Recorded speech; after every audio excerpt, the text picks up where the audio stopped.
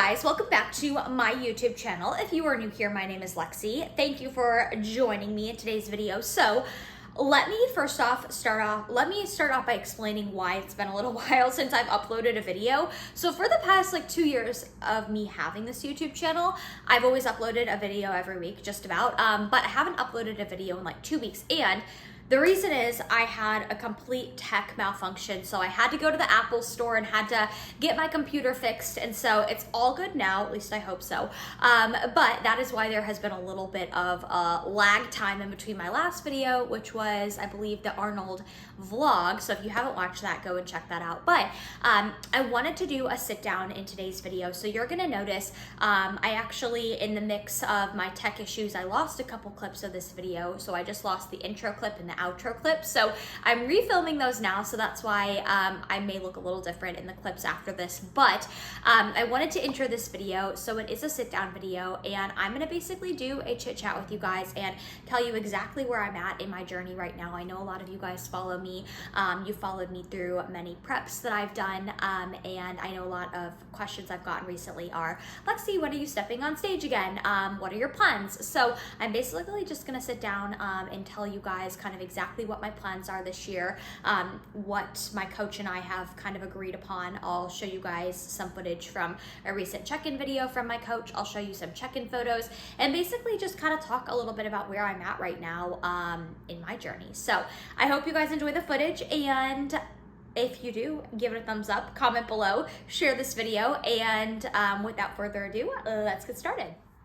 All right, first things first, let's start with kind of the heavy hitters, because I feel like these these three things are going to be probably the most asked questions. I feel like everybody always wants to know, well, what is your weight in relation to what your stage weight was? What are your macros? What's your cardio? So I'm gonna start with those. So I am currently, today, I am 5'3" for reference.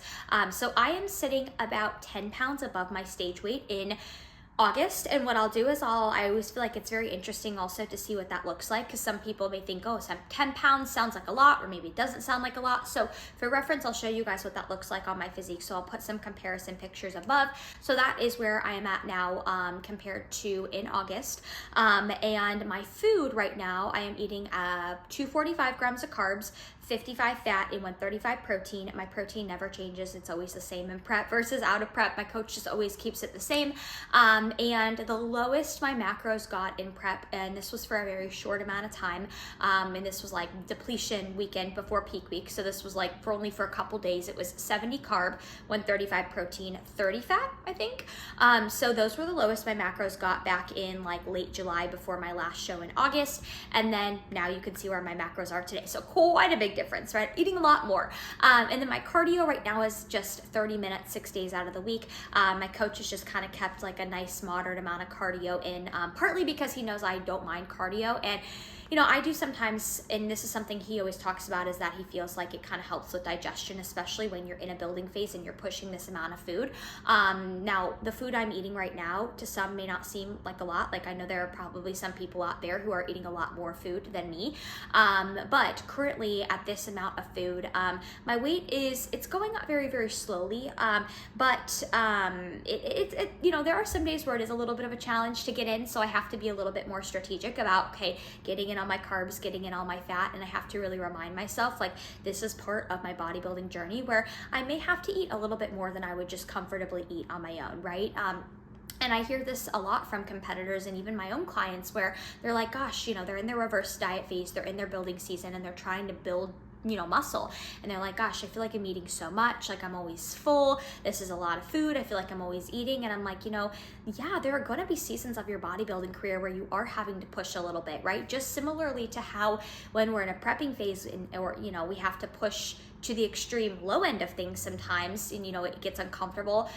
The building phase can be its own form of discomfort, right? But in the opposite way, to the point where you're pushing a lot of food. And, and I've actually dealt with this myself, and I've heard this from a few clients of mine before where, sometimes we almost feel like it sounds very silly to say, but you feel guilty for, never being hungry. You feel guilty for being full and satisfied all the time, because sometimes, if you've done a prep before, you're very used to knowing what it feels like to be hungry and knowing how to push through that. So then you have the opposite spectrum of things when you're not in a prep and you feel like, you're full all the time and you're satisfied. Sometimes you almost feel like, oh my God, this is like, should I be feeling this way? Like, you almost feel guilty, right?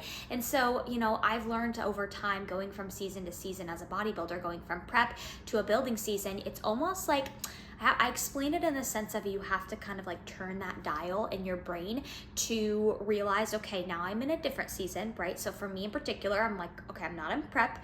I shouldn't be feeling super hungry all the time. I mean, it's okay to feel hungry, but I shouldn't be feeling ravenous like I did in prep. I shouldn't be doing a ton of cardio like I was in prep. Every season of your bodybuilding career, it serves a different purpose, right? And sometimes it requires a little bit of a different mindset than like my mindset in my improvement season is a little bit different than my mindset in prep, right? So that's kind of something I like to explain, like when you jump season to season as a bodybuilder, it's like turning that dial in your brain. But after all, that's part of the fun of this sport, is that it isn't always the same 365 days out of the year. It's like, depending on if you're prepping for a show or if you're, not prepping for a show and your goal is to build like mine currently is, season to season, it's going to require different things of you, So last week when I checked in with my coach, I asked him, a little bit about, hey, can you give me a physique analysis, right? And I will input my exact progress pictures up here so you guys can see exactly what he said. And I actually will I'll insert a little clip from Coach Paul right here with some feedback. Physique analysis. Let's just do that. So in the front pose, I'm seeing shoulder and the glute are very balanced. Core looks tight. Quad and hamstring are balanced with the glute. I mean, to me, it's a very good front pose. It just needs more, right? I think we could just be more. I think, a little more density and size overall. And same thing in the back pose. Capped shoulders match the glutes. The quads are a highlight. Tiny waist is a highlight. The back pose is actually very good, but we need more. Basically what he said is he was just like, you know what? Shape, balance, amazing. We just need more everywhere, right? More just density, right? And one of the things he said is he's like, yeah, we could get on stage this spring, but do I think we'd really bring enough improvements to look drastically different? Probably not, right? And I know that as a competitor, I want to get on stage and win. I'm not just getting on stage to show face and to say, oh, I competed, again. Yes, originally I would have loved to kind of compete this spring, but it's okay. Then I'm not going to compete this spring. I'm not going to compete this spring. I'm probably not going to compete this summer.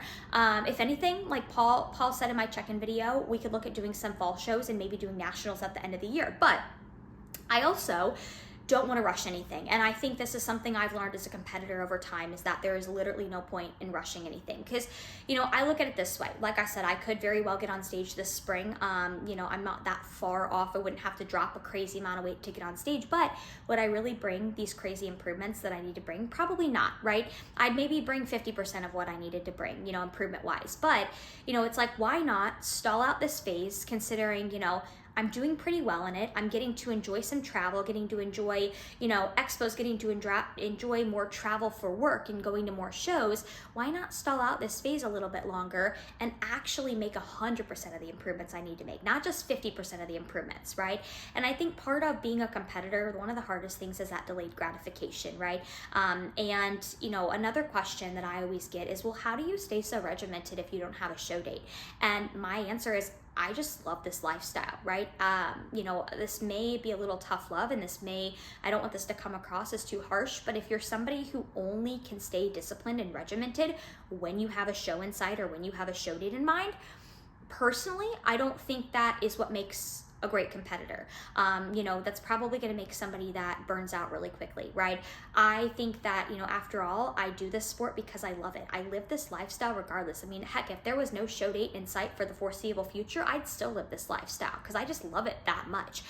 So that's, how personally I stay disciplined and regimented even without a show date in sight. So, I'm very flexible in the standpoint of, hey, if I compete this year, later in the year, awesome. But I trust my coach, and if he tells me, Lexie, I don't think we're going to be bringing the improvements we need to bring to compete this year, I'm also going to trust that. And then maybe what I do is I start prep at the end of this year and compete in like the Arnold Amateur, right? Which is early on in the year, which is usually end of February, early March. So, you know, I've learned to be flexible, you know, and just kind of ride the wave and just enjoy the journey. So that is kind of a summary of where I'm at currently.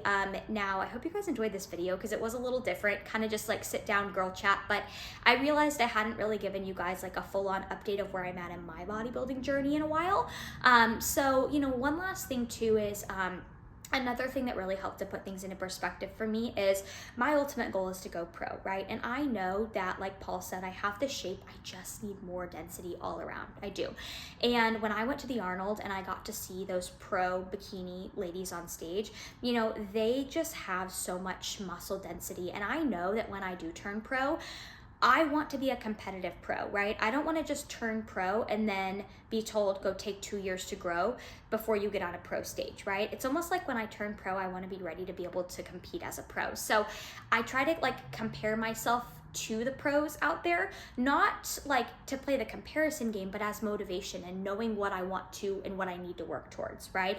So that also put things into perspective. And I want to talk a little bit too about, you know, just body image and be very real and vulnerable with you guys, because I would say, like, not even half the battle, but I would say the biggest battle with every bodybuilder in their improvement season, and I think some deal with it more than others, is going to be that kind of shift in identity from being like super, super lean to seeing your body change in the opposite pendulum, right? Seeing your body undergo change, putting on body fat, you know, even though to the general population standard, you know, as a bodybuilder in the peak of our improvement season, we're like, you know, still goals. It's really hard when you've seen yourself stage lean before. It's, you know, you get in your head, you see, you know, yourself putting on body fat and you automatically think, oh my God, I'm losing myself. I'm gaining too much, right? And one thing I've really learned, and honestly, if I can give a big piece of advice in this video, I'm going to kind of chunk it down to two things. You know, if you're watching this and you are a bodybuilder and you are not prepping and you're in your building season, I highly recommend, and I promise I'm not just saying this because I am a coach, I highly recommend keeping your coach in your improvement season. I see a direct correlation with the girls I work with in their improvement seasons being the most successful on stage. But I also can speak from being a client myself and having a coach, Paul Ravella as my coach. I love having the accountability. I know myself very well and know that, you know, I could easily maintain a lean physique, not stage lean, but like I could probably easily maintain like 6 pounds above stage weight, pretty, you know, where I'm kind of eating just a decent amount of food, doing a decent amount of cardio. I could probably easily maintain that, but I love having my coach in my improvement season because he really pushes me to grow, right? He reminds me, okay, Lexie, if you want to be a pro one day, you got to put on density. And what do we need to do right now to do that? Like, you gotta grow. You know, I think sometimes we forget as competitors, if you want to put on adequate muscle tissue and density, you have to grow. You can't be stage lean or close to stage lean year round. I mean, you could do that, but you're not going to make those adequate improvements that you need to make to be a better bodybuilder, right? So it's all about a little bit of that temporary discomfort for that long-term gratification eventually down the line, right? But going back to what I was saying, I highly recommend having a coach in your improvement season because I know having Paul has really allowed me, you know, the accountability. I check in with him weekly and he pushes me just the right amount outside of my comfort zone. And that's what I try to do with my own clients too, right? Like I always say, I'm not looking to ever push my own clients too far outside of their comfort zone to the point where like they hate life and they hate the way they look. But I think as a coach, it's important to kind of find that middle ground and push your client outside of their comfort zone just enough to the point where it yields physical and mental growth, right? So that is one thing I wanted to mention, but I also think another thing that's really helped me in my improvement season is knowing, okay, you are gonna have bad body image days in your off season. It's just part of it. When you're gaining body fat, you're gonna have bad body image days. You're gonna have days where you're like, oh my God, I feel so uncomfortable, I wanna cut. But my point that I'm trying to make here is take your emotions, like take them with a grain of salt, right? You may feel one way one day. You may feel like, oh my God, I feel really bad one day, like I feel big. And then the next day you could feel the complete opposite. Our perception changes so quickly day to day in our improvement season. And same with prep, right? So that's why you really have to take what you feel and what you think you see in the mirror or what you think you see in progress pictures with a huge grain of salt, right? Because if you act on that emotion, if you wake up one day and you're having a bad body image day and you act on that emotion and say, all right, right, well, I'm gonna do a fat loss phase. You are probably gonna regret it a week later, right? So it's really important to kind of just, I know it's much easier said than done, but almost disconnect from like your, that emotional state, and to kind of disconnect from your body in a sense of realize, all right, you're doing what you need to do. You need to take your bad body image days with a grain of salt, take what you see in the mirror with a grain of salt, realizing you don't see yourself objectively. You see yourself very subjectively, as do I, hence why I have a coach. So those are the two things I highly recommend. If you are in a building phase, take what you see day to day with a grain of salt. It's very emotional based. And then also keep your coach in your improvement season. I promise you that is probably what you need to push yourself to that next level. One of the biggest mistakes I will sit here and admit that I made in my bodybuilding career was early on in my journey years ago. I didn't have a coach after my first show, and I didn't push myself at all. I stayed very lean, and that didn't really do me anything, right? Like it was cool that I was lean, but it didn't help me build muscle, didn't help me to become a better bodybuilder. So having that accountability through a coach in your improvement season, when it can mentally be the hardest as a bodybuilder, I think is very important. To conclude this video, and before I wrap up this video, I do want to touch on one quick thing, and I want to share this little mindset kind of tip that's really helped me in this phase that I'm in, and I think it'll help a lot of you guys out there who may be in the middle of like a building phase.